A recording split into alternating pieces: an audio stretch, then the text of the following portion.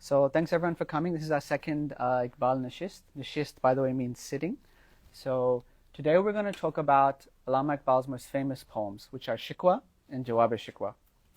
And Shikwa means complaint, and Jawab-e-Shikwa means response to the complaint. These poems made Iqbal's name. They made him very, very famous in his day, and he became an icon in a sense. And so last time I recited a portion of Muhammad Asad's sort of, testimony of his first-hand relationship with Iqbal. Everyone loved Iqbal and wanted to meet him and greatly respected him. And that was in large measure due to the maqbuliyat, the acceptance he gained from these two poems. So Shikwa was published in 1909 and Jawab-e-Shikwa was published in 1913. So it's a two-part poem. And very long actually. So Shikwa is 186 lines and Jawab-e-Shikwa is 216 lines. So what I've done here today is I've culled some of the hopefully most representative portions of the poem so that we can discuss. The poem is, so these, for example, 186 lines of Shikwa are organized into something called a musaddis, or a sestrain, which is a set of 6. So 6 lines, 6 lines, 6 lines, and they make 31 stanzas, or like paragraphs basically. So the rhyming scheme, as you'll notice, is A, B, B. So the first 4 lines rhyme, and then the second 2 lines rhyme. So there's this very deliberate structuring of the poem, as you'll see. Now these poems speak to the dejection of the age. Muslims in Iqbal's time are at a very, very low point politically, intellectually, morally, right? It's a very dark time, and I'll discuss that in a bit more later. These poems have been sung and resung and reproduced in many different mediums and many different languages over the last century. And what Iqbal does here with Shikwa and Jawab-e-Shikwa is he does something very creative. He synthesizes a bunch of different genres. So he takes the 800-year-old ghazal tradition that's existing in subcontinent poetry. He takes the Shia Noha Khwani tradition or Marsiya Khwani tradition. He takes kind of like the Persian tradition of epic poetry, and then he combines the two in a very creative and interesting and riveting way. Another thing to note is that beyond the content, these poems are praised for their linguistic and artistic merit and their use of language, their musicality, the taghazzul, the tarannum that's in these are really a pleasure to listen to. Our poetry is meant to be like the poetry in traditional Arab, Persian, and subcontinent societies is meant to be listened to. It's meant to be recited and said and spoken. And you're meant to feel the pleasure of the words on your tongue as much as you are meant to feel the impact on your heart. That's why in our tradition we say, Qala sha'iru. Say, Sha'ir guft. Sha'ir ne kaha. Let's read the first 2 stanzas and get a feel for this like musicality. Okay?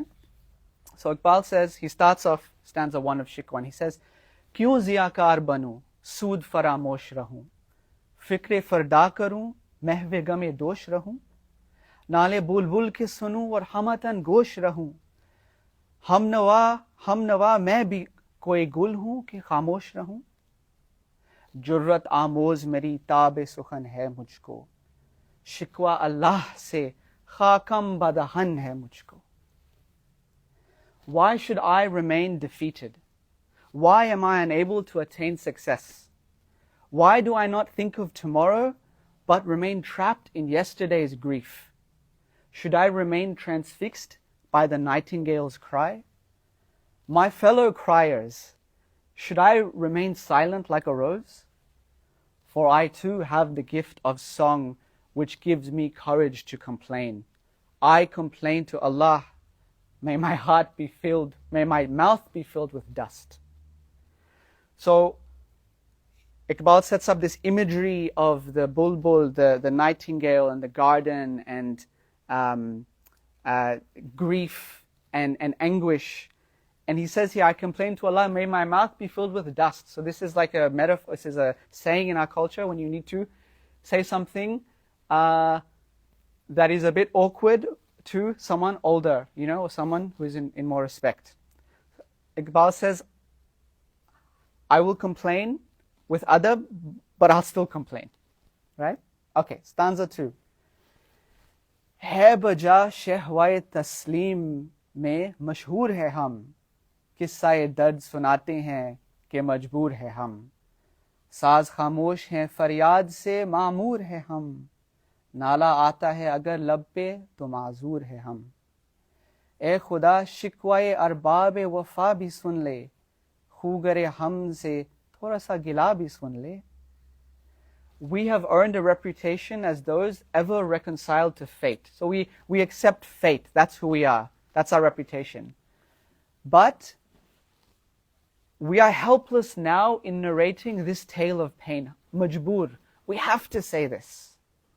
We are silent lutes filled with anguished cries wanting to be heard. Faryad. And if our passionate cries come to our lips, then excuse us. For we are helpless. We are mazur. We're excused even. O Allah, listen to the complaints of your followers.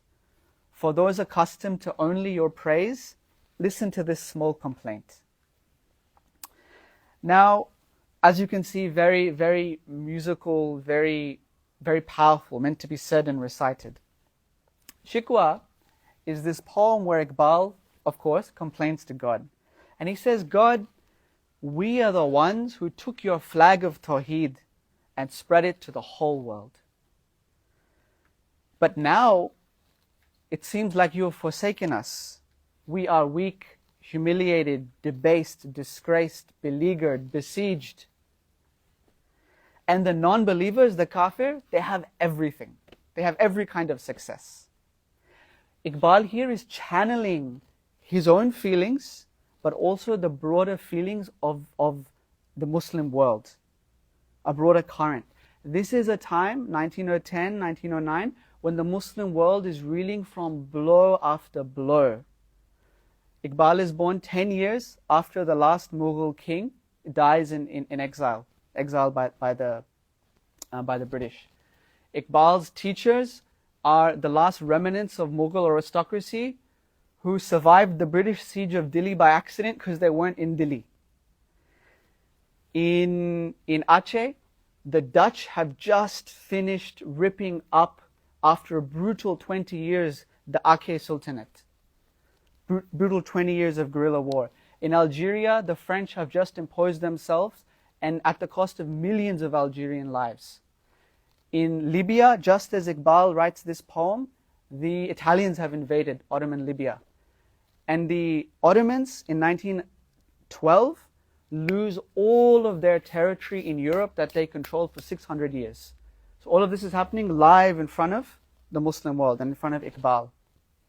And by the way, for the Ottomans, we say that the Ottomans finished because of World War I. When did World War I start? Anyone know? 1914. And when did it end? 1918.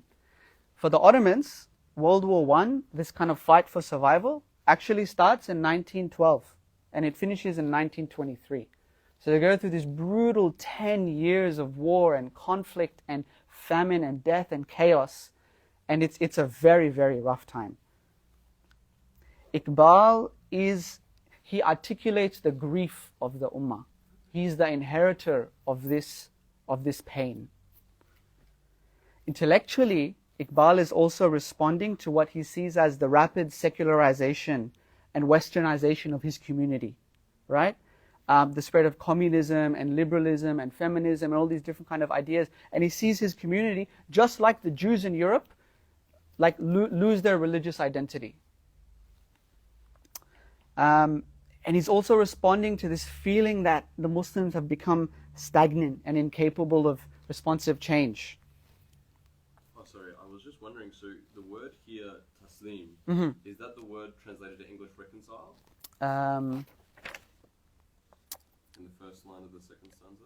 First and second stanza, It's just interesting, like taslim has so many different meanings. Yes. But in English it's just so direct, it's just one meaning. But taslim is like submit or like to trade, right? Yes, yes. So I translate it here as reconciled. Like we have submitted to fate, taslim. So another thing is that, for the Muslims in India, they've ruled India for 800 years. And then it stops. And it's this deep trauma.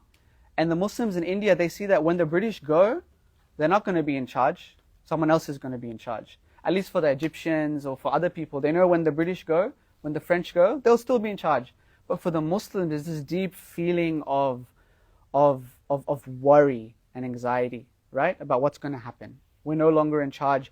800 years of something is now finished. Where are we going? So that's the atmosphere that Iqbal writes Shikwa and Jawab-e-Shikwa in. Now, let's get reading the next stanzas. These poems are actually not very difficult. They're not very linguistically complex. They're meant to be easy to follow. So let's read stanza number 9. So Iqbal continues the complaint. So the pages are double-sided. Iqbal says,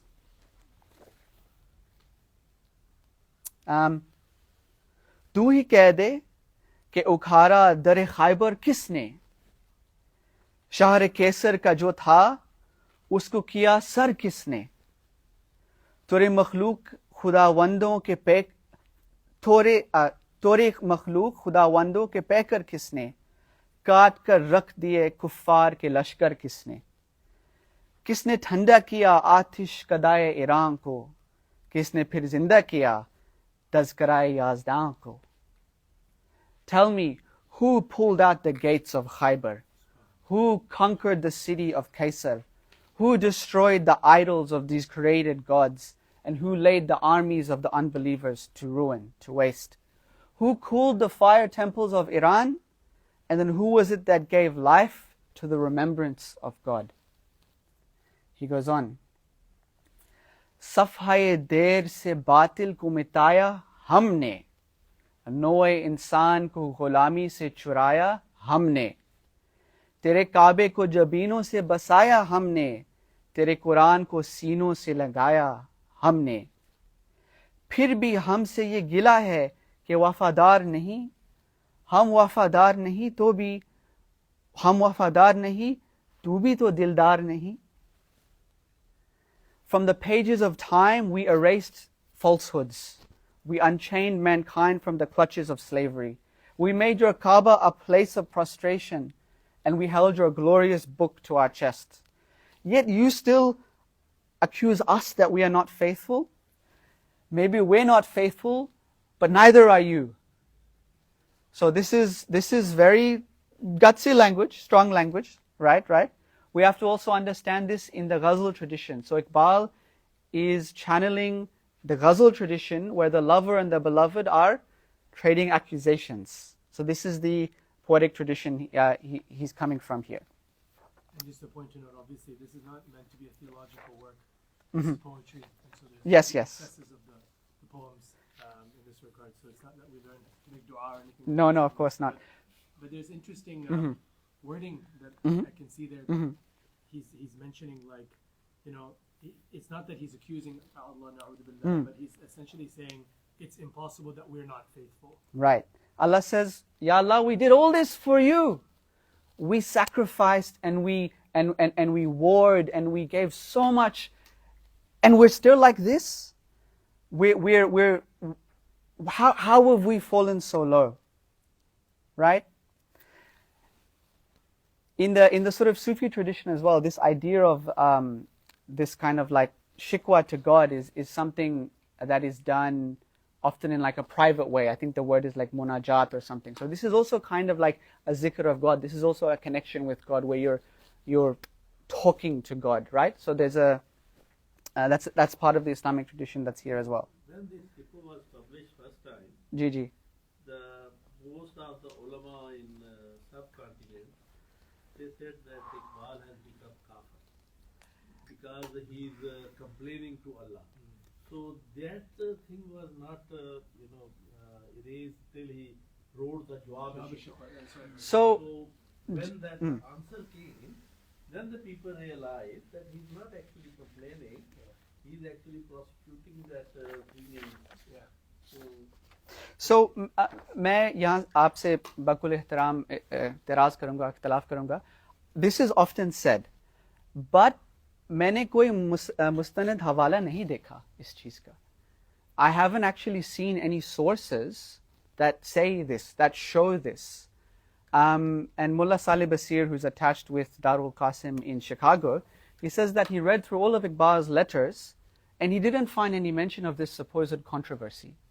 So पता नहीं ये सुनी सुनाई बात है, ये अफवाह है, कहाँ से आई? That was a common concept. नहीं, but where is, like, we have to like also know, like, where is the source for this?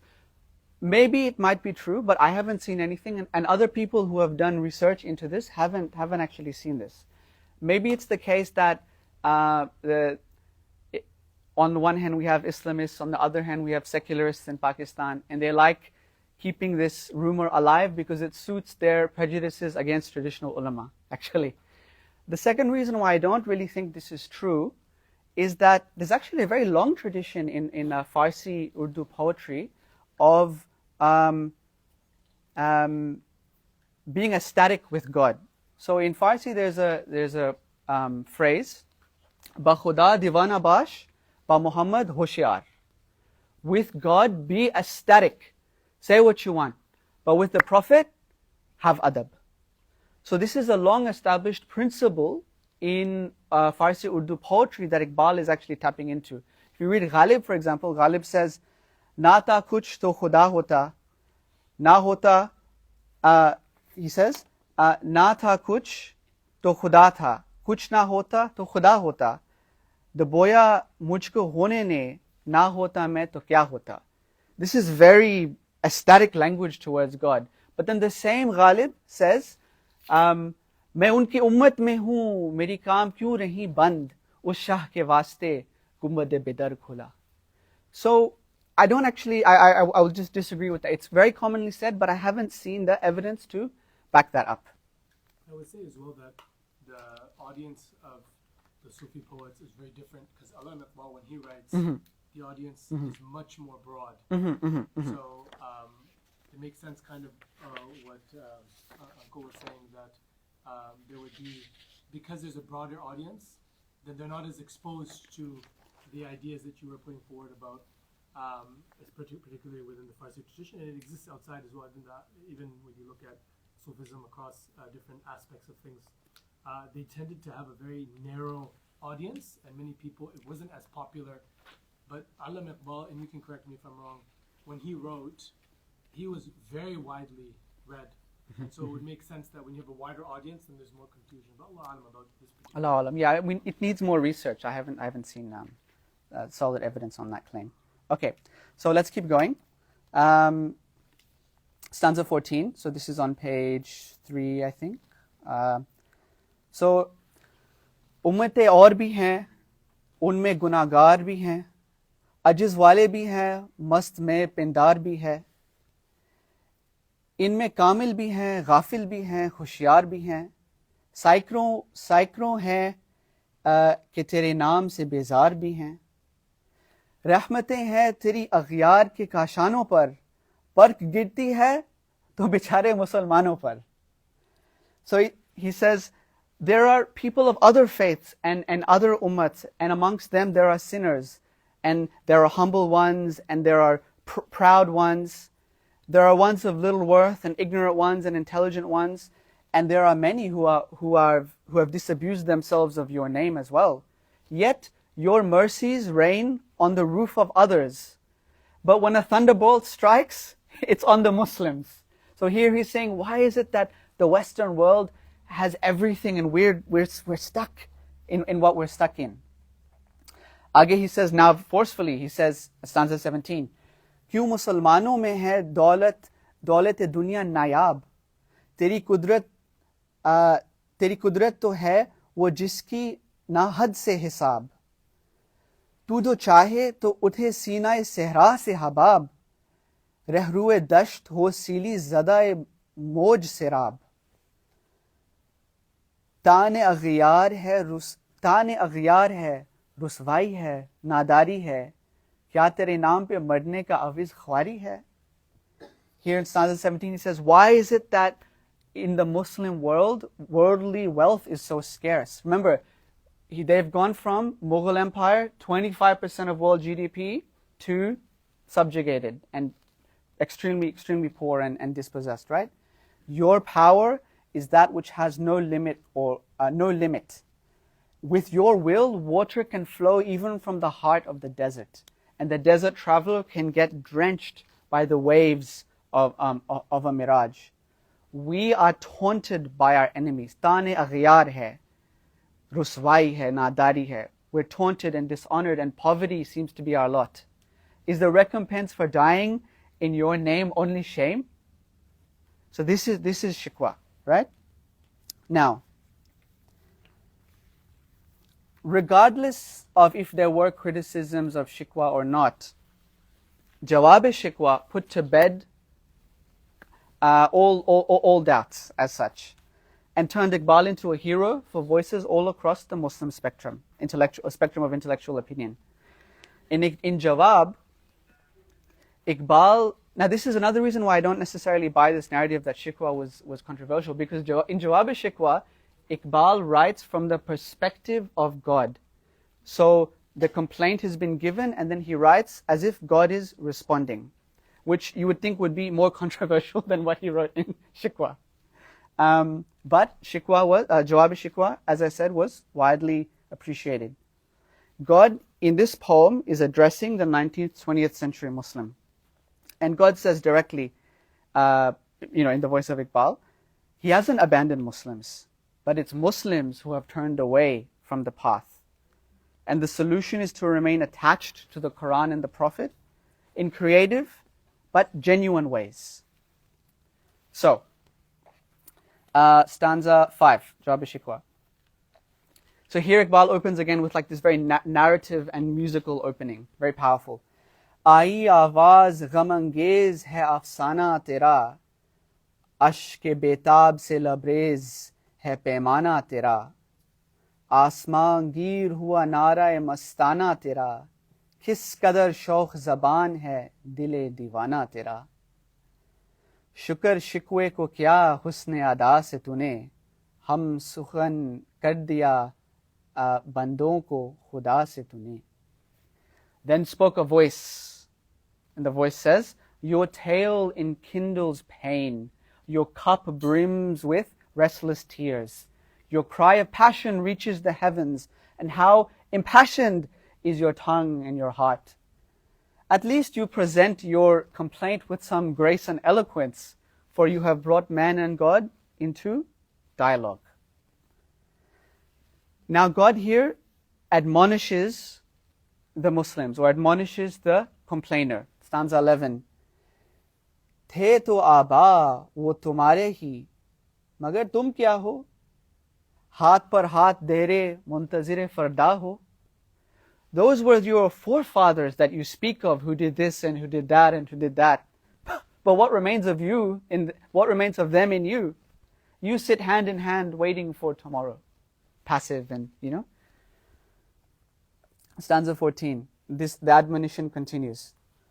कौन है तारीख के आईने रसूल मुख्तार, मसलहत वक्त की है किसके अमल का मियार, किसकी आंखों में समाया है शआर अग़ियार, हो गई किसकी निगाह तर्ज़ सलफ़ से बेजार, कलब में सोज नहीं रूह में एहसास नहीं, कुछ भी पैगाम मोहम्मद का तुम्हें पास नहीं. Who is it that has left the law of my chosen prophet? The expediencies of the age are now the measure of action. So here Iqbal means like, we can change Islam based on the currents of the time. So he's critiquing that kind of attitude. Whose eyes is it that are overwhelmed by the customs of the strangers, of the Westerners? Whose gaze is it that is estranged from the ways of the Salaf? Your hearts are void of spirit, your souls are devoid of fire.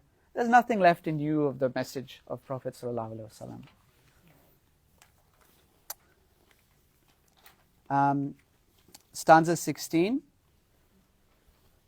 Wise कौम की वो पुख्ता ख्याली ना रही, बरके तबी ना रही, शोलाए मकाली ना रही, रह गई रस्म आज़ां, रूह बिलाली ना रही, फ़लसफ़ा रह गया, तलकीन गज़ाली ना रही, मस्जिद मरसिया ख्वां है कि नमाजी ना रहे, यानी वो साहिब औसाफ हिजाजी ना रहें.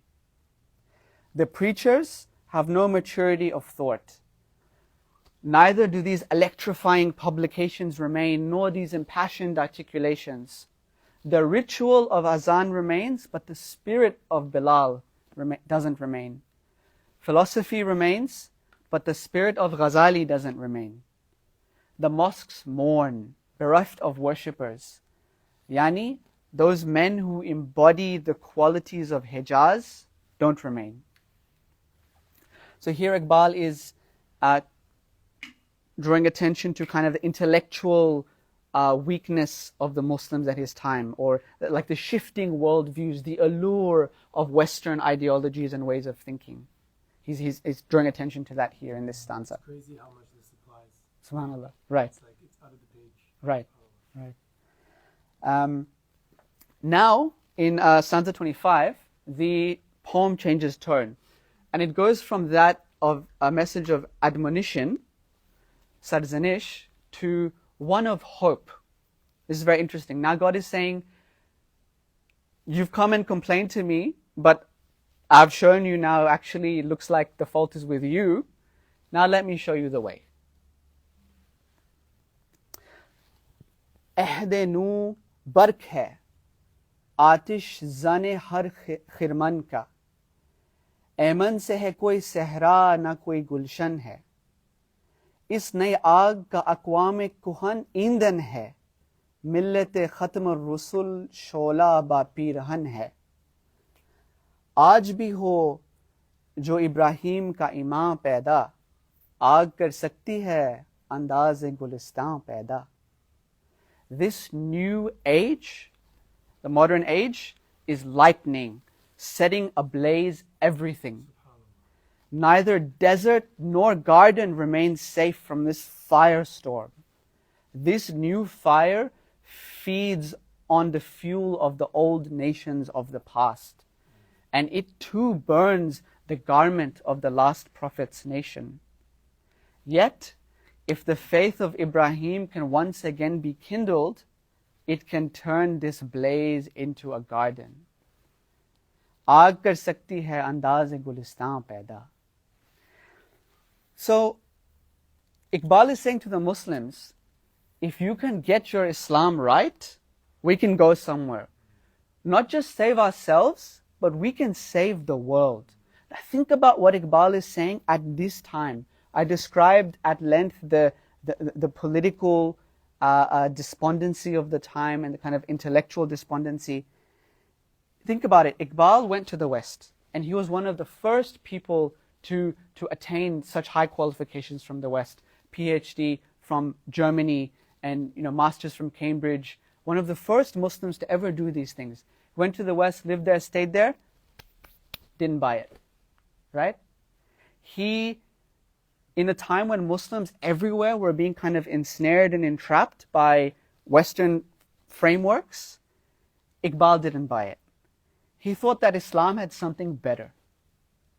And he foresaw so many of the political and moral and economic hypocrisies that Western modernity wrought and has wrought.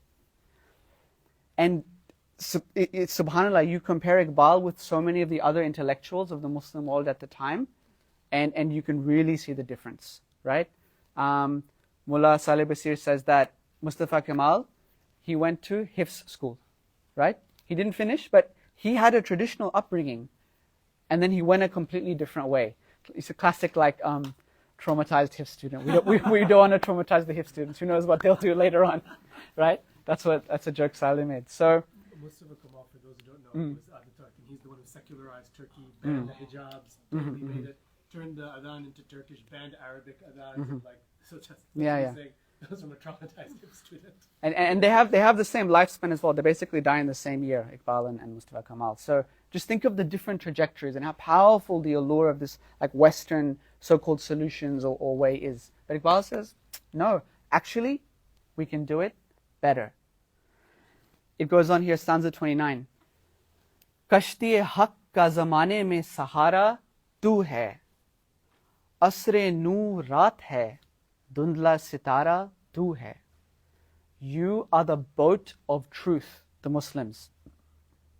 The means of assistance. In this new age of darkness, you're a distant star. Right? We've got to work on it. We've got to brighten this star. But you are that star. In stanza 31, he says, Chashme aqwam se makhfi hai haqiqat teri. Hai abhi mehfil hasti ko zarurat teri. Zinda rakhti hai zamane ko hararat teri. Kawkab-e kismat-e imkan se hai khilafat teri. Waqt-e fursat hai kahan, kaam abhi baki hai. Noor-e tawheed ka itmam abhi baki hai. Your haqiqat is yet veiled from the eyes of the other nations. This realm of being is still yet in need of you. If there's anything keeping this world alive, like truth, reality or truth. So what is he saying? Like the truth of who you are and the truth of what Islam can be is still yet to be revealed. It's a very interesting as well motif, because that's very classic, especially of Sufi poetry, this idea of like the haqiqat of the world is veiled from people and they need to do spiritual work in order to have kashf and whatnot. So it's very interesting that he uses the same term in reference to us and the nations, like you have this kind of iman within you as well, and it's also veiled, like you're so special in that regard. It is veiled from yourself even. Bishak. If there's anything keeping this world alive, it's your zeal. Your khilafat stretches to the limits of the stars of destiny. There's no time for rest. There's still more work to do. The realization of the light of Tawheed still yet remains. Stanza 32. Quwwat-e ishq se har past ko bala kar de. Dehr mein isme Muhammad se ujala kar de. With the power of love, upraise every degradation. Enlighten this world with the name of Muhammad sallallahu alaihi wasallam. Stanza 34. Chashme aqwam ye nazara abad tak dekhiye. Rufat shan rafa'na laka zikrak dekhiye. Let all the people of the world see this until the end of time. How I have raised, remember Iqbal is using the voice of God here. How I have raised this glorious name beyond all thoughts sublime. Rafa'na laka zikrak, one of the verses of the Quran. So this is kind of like God's promise that Muhammad sallallahu alaihi wasallam's name will always be honored. Iqbal references that here. Now, last stanza. Aql hai teri safar, ishq hai shamshir teri. Mere darvesh khilafat hai jahangir teri. Ma siwaye Allah ke liye aag hai takbir teri. Tu musalman ho to takdeer hai tadbir teri. Ki Muhammad se wafa tune to hum tere hain. Ye jahan cheez kya hai ke loho kalam tere hai. Your shield is wisdom, your sword is love. My dervish, don't you know that the world is your khilafat? Apart from Allah, all can be rendered aflame with your takbir. If you are a true Muslim, then your plans are destiny. If you are loyal to Muhammad sallallahu alaihi wasallam, I am yours. This world is nothing. The pen and the tablet are yours. So what Iqbal is saying here is the true moment, the true man of God, his will aligns with God's will, or God's will aligns with his will, or something, right? And think about what the Sahaba did. They were true people of God. And what they set out to do, it happened. The impossible, right, happened. So this is Iqbal's also his view on destiny as well, very activist view on destiny. stay true to the principles of Islam, do zabt nafs, purify yourself, upraise yourself, and inshallah things will fall in your path, So this is Shikwa, Jawab-e-Shikwa. Alhamdulillah. If anyone has any questions or comments, Ji? What does Darwish mean? Dervish is a dervish, like an aesthetic, like a sorry? I meant like someone devoted to the path of God, but who's not interested in worldly possessions. So interesting, he says, my dervish, don't you know the world is your khilafat? And again, let's go back to the Sahaba. They were dervish, Hazrat Umar, right? Hazrat Abu Bakr, Hazrat Ali. They had everything and they didn't need anything. So this is what he's getting at here. He's also talking about the importance of, I think, also spiritual rectification. The dervish is often associated with like the kind of the Sufi in that sense. Mm-hmm. Any other questions or comments? That last stanza is so inspiring. It is. I'm still not comfortable with how he speaks as if he's God, but I'm sure there's so many layers that I just don't understand. Yeah, Iqbal loves to, in his poetry, he personifies or embodies particular things. So he has a poem, masalan, Ishq wa Aql, and then love is talking, and then Aql is talking, or death is talking. Or he has a poem, Lenin Khuda ki huzur mein. Lenin in the court of God, and Lenin is talking, and then God is talking. So this is his almost very actually unique poetic device, personifying different things to get the message across. What I'll say about that as well is that it's important to understand, as I mentioned in the beginning, this is not a work of theology he's trying to make. And he's not positioning himself as a theologian or someone that is kind of teaching people about Islam, but he's using his eloquence and his knowledge and his intellect to really usher in a feeling. And that's the difference between a poet or a mystic and a theologian. A theologian is looking at the right way of saying things, whereas for the mystic, they're looking at invoking the right emotion in you. And they're not as concerned with whether or not what they're saying is actually necessarily 100% accurate if you take it to its logical end. And yeah, I mean, if you wanted to go in from a theologian point of view and just kind of go and try to kind of find things that are quote-unquote problematic, you could do that and whatnot, right? And to him, it's his hisab with Allah and whatnot. But the point is that we have to have the maturity to be able to go beyond just the words and see the point that he's trying to make with it. And you're right, generally speaking, it's like, okay.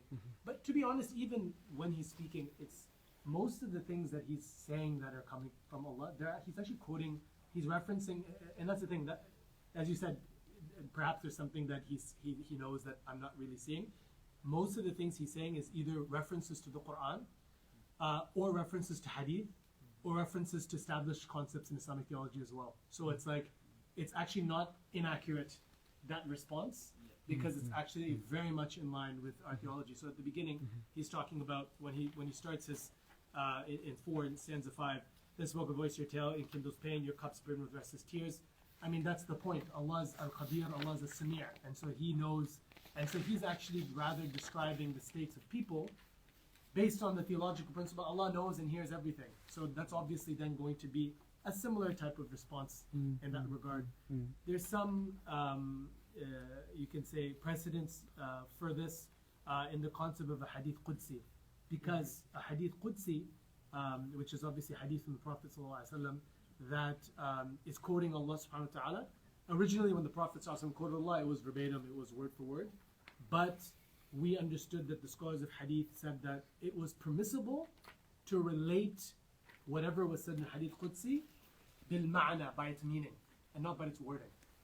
And so what we have in the books of Sunnah and the books of hadith in terms of the hadith Qudsi is actually not verbatim the words of God, right? The hadith Qudsi, because if you look at the riwayat, there's different versions and whatnot, but it's been transmitted to us bil ma'na, by meaning. And so similar here, it can be said, if you wanted to give him some space and some excuse from a theological point of view, it can be said that these are things that he's saying bil ma'na, like this is something known by meaning that this is what Allah is going to respond to a person that's making a complaint like in Shikwa. And so as you go through, like these are things that are clearly from that point of view. But similarly, in another poem, he basically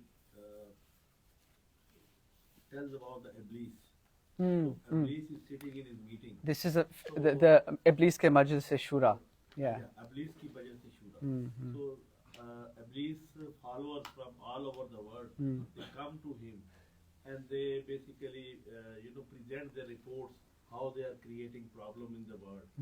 So that is way after basically telling the people and making it more interesting. And in this poem, Iqbal personifies Shaitan, and Shaitan says, "I've got everyone, all the nations are under my grip, but these Muslims, I just can't quite get to them." So it's a very very interesting. Very interesting poem. I just had three things that came to mind regarding your question and Sheikh's response. Is that the first is that Iqbal himself says, I think in his stray reflections, that don't take my poetry seriously. Only a fool would take everything in poetry literally. So this brings it to the second thing, which is that to appreciate poetry, we kind of need to have, like a more lateral mind, a more like horizontal mind or something. I don't want to say mature per se, but we kind of need to look a bit deeper and a bit beyond. So there's a certain disposition that comes with understanding poetry, and because alhamdulillah Muslim societies live and breathe poetry, this is not a foreign disposition or concept. Like people in Muslim societies and civilizations would have been familiar with what poetry means and how there's a certain latitude given in poetry that may not be given in other mediums. And the third thing, of course, is that Iqbal is a universally loved figure by all sects of Muslims, especially in the subcontinent. So none of the ulama in any of these sects has ever had issue actually with Jawab-e-Shikwa. Everyone understands that what's actually being said or what the message is in that sense. He has another long poem in Jawab-e-Nama. He basically visits heaven, and Maulana Rumi takes him under his supervision to the different sections of the heaven, and where he meets the different people and who have been sitting in heaven, and then he talks to them, and so it's very very interesting. He's such a creative, such an original thinker. G? I'm just thinking, like, since at Farahi there is the personification of the Iblis, I thought if this is bad, we don't present it like today. That's a different poem. Yeah. It's not in this poem. It's in a different poem. I think it's a suggestion for next time. Inshallah. I'm just thinking through, like, without having a full understanding of the historical context, what I interpreted is that when he made those first statements to God, it seemed as though he was, like you said, invoking a lot of emotion in the people, like a lot of almost resentment towards their situation, towards God, a lot of self-pity. And then towards the end, I became more comfortable with it because he kind of sets the record straight. Because you could almost describe it as clickbait. So because he pulls people in, and he's like, we're so miserable, and God's forsaken us, and neither are you loving if we're not faithful. And then he sets the record straight by the end. What the Sahaba went through is a lot worse than what any of us will ever go through. And that's how he sets his record straight in the message. But it is a bit uncomfortable reading it. Of course, yeah. It's okay to condemn it if you feel that way, but you should always assume good intentions, right? Yeah, exactly. Yeah. Those are those layers. Yes. I think I might also comment that I think he was trying to address the uncomfort of the time as well. Exactly. I think he's trying to capture people, that. I think What people are it thinking. reflects that confusion where it's like, I know God is loving. Yeah. I am a Muslim. I accept that God is loving and merciful. But why do I feel this way? And I feel this discomfort. There's this existential kind of edge to this. You have to understand the situation and the time of that, when he's writing this poem. Because that was the time when Muslim was in a deep shit. Astaghfirullah. And they were in a deep problem. Yes. Because I think even deeper now. Well, I think it's even deeper now. some things have gotten better, some things have gotten worse. Yeah. that time was even worse than this. Yeah. Because because as Hamza has mentioned that Khilafat was, just taken away from the Muslims, and in front of his eyes, Muslim ruled the subcontinent for 800 years. That was taken away from them, and they were they were really fallen in a very, very deep, in a depth that time. So, as the Muslims, the common Muslim was complaining all these things which Iqbal has come with in the form of Shikwa. So all the Muslim was complaining to Allah that why are we in trouble? We are praying, we are doing Hajj, we are keeping the Ramadan Rozas, we are worshipping Allah, and still we are being punished. So that's where and that was the common Muslims complaint that time. Then in Jawab-e-Shikwa, Iqbal tells that you are doing all these things, but you don't have that the real spirit of that. You are going and you are saying azan, but you don't have that ruh-e-balali in that azan. That Bilal, when Bilal was giving, saying azan, so he had an iman behind it. So kalma is not just a word. So that's what in the Jawab-e-Shikwa is. Okay. So I can understand, because I think, like when you're about to fall, the feeling from the up, just about to fall to down, it's just the feels is just a more very, very intense rather than when you already fall and coming in the deep thing. So, anyone else? एक शेर वो मुअज़्ज़ज़ थे ज़माने में मुसलमान होकर हार हुए ताक़े कुरान में. I don't know if it's in the Shikwa. It's in Shikwa. Hamza said that. I didn't say that one actually. I didn't say that one. Yeah. So that, I mean, he gives that diagnosis. They were respectful because they were Muslims, women, and you are, Khwar. Having all these troubles because you have abandoned Quran. So. I think stanza 16 and stanza 25, just to make it a bit practical in terms of what to take from this. And first of all, honestly, Jazakallah khair, Hamza, for taking us through this and being able to kind of summarize and kind of choose. It was great because it's 200 plus, what is that, 300 lines, so alhamdulillah, there's more depth to it. But these two, I think, really speak to our times. And this is his diagnosis of the age that it still remains. So I think one of the things that he complains about that's still the case is the level of discourse in regards to understanding of Islam needs to be elevated. And he talks about people like Imam al-Ghazali and others. And that's in stanza 16, the preachers have no maturity of thought and these sorts of things. I mean, that's something that people still complain about this day, right? Like, oh, I went to the khutbah here, Jama'ah, oh goodness, this person is saying this, or our hifz programs, or this in our madrasa, and these sorts of things. Honestly, it really pains me because if you look at what a kid is learning in primary school, elementary school, and whatnot, and you look at what they're learning in a madrasa system, it's really sad in terms of this. And so that's something I think as a practical point of elevating the discourse for us, because that reform won't come, as he said, until this kind of comes forward. And then it stands at 25. I mean, it's so incredible the description he has, and it's because when he went to Germany, he learned existentialist philosophy and others from literally the founders of them. He saw, and I don't know if you agree with me, Hamza, on this, but it seems to me he's making a prediction about what he thinks the Western thought will end up leading to, which is essentially its own self-destruction, which is what we're witnessing now in terms of postmodernity, in terms of critical theory, in terms of how it's being applied to almost every single fundamental axiom of truth that society has ever held, with gender and these sorts of things. It's now led to this mess where it's like lightning that has blazed everything. It's such powerful imagery. And then I love the last two verses, the faith of Ibrahim, and then the turning the fire into the garden. That's like classic Sufi imagery. And exactly. And it's from the idea of the Ibrahim with the fire. And I think this is a point that's the practical point for us, is that he's essentially saying that this whole world's on fire, right? in fact, I feel like he said the new age is lightning, like this new age is lightning, like I'm not sure, because at that time people were very enamored with Western thought.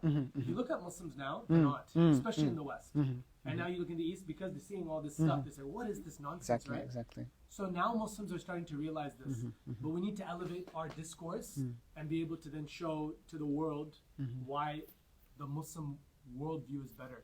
We have to elevate the discourse, and it's sad to see that when it comes to preaching Islam, it's just reduced to arguments and syllogistic reasoning and this, that, and the other. But if we can really, the faith of Ibrahim, and that's something that unapologetic kind of embodying that the power of that tawheed that can really inspire people around us.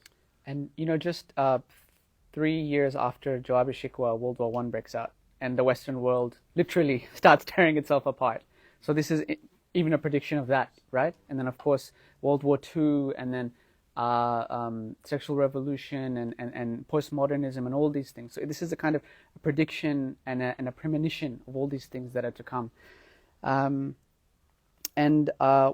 I'll say one last thing and we'll finish up, is that I love again how unapologetic Iqbal is. He's gone to the West, he's been there, he doesn't buy it, and he says, no, we have something better. And that's khudi, and I greatly, I'm inspired by that. If we, sum this whole thing, I think the essence of all this is that the last those 2 lines, कि मोहम्मद से वफा तूने तो हम तेरे हैं, ये जहाँ चीज है क्या लोहो कलम तेरे. So that's basically the essence of everything. कि if you are, you are following Muhammad sallallahu alaihi wasallam, so you are not only the owner of this word, you can write your taqdeer yourself. So that's what he says in that. So that's the essence of this whole. Okay, thank you everyone. Thank you so much, Hamza, once again. And I think I speak for everyone when we say we'd like a round 3, inshallah.